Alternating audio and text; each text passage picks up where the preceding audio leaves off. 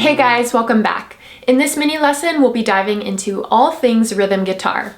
I'll be sharing my top tips for improving in this skill, making it easy to see the specific ways you can level up in this area of guitar. So let's jump in. First off, let me give a quick explanation of rhythm guitar.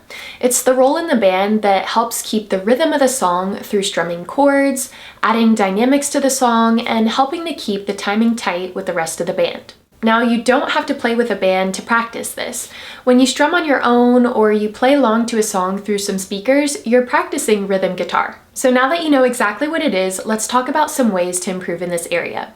Since rhythm guitar focuses on playing chords, your chord changes need to be smooth and fast. One way to improve this is by choosing two chords that you find difficult and try switching back and forth between them for 1 minute, making note of how many changes you get. You want to try and play them as perfectly as possible while still focusing on speed. Over time, the repetition should help improve your changes. And if you haven't checked it out already, I actually offer a free guide to help improve your chord changes. It's called 5 Strategies to Dramatically Improve Your Chord Changes. You can check it out below the video. Another defining characteristic of a good rhythm guitarist is tight timing.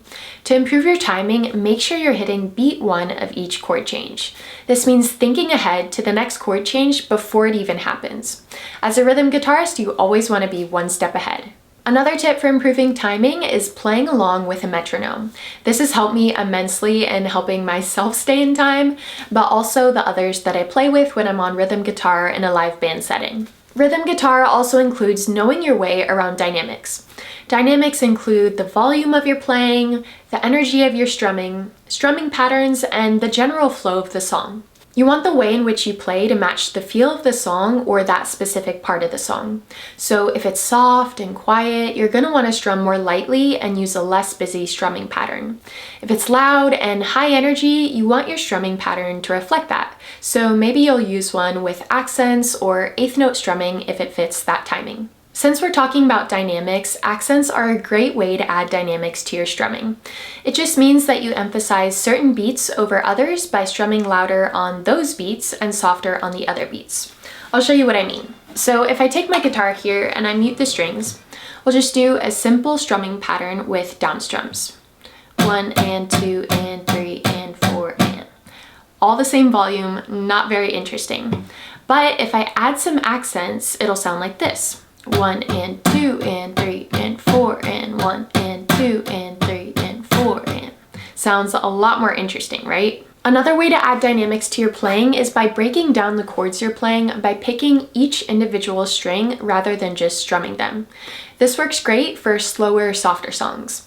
You can also add in some finger picking and that'll give it a similar feel as well. Usually a song shouldn't stay linear, so adding in dynamics will help keep your song interesting and not boring.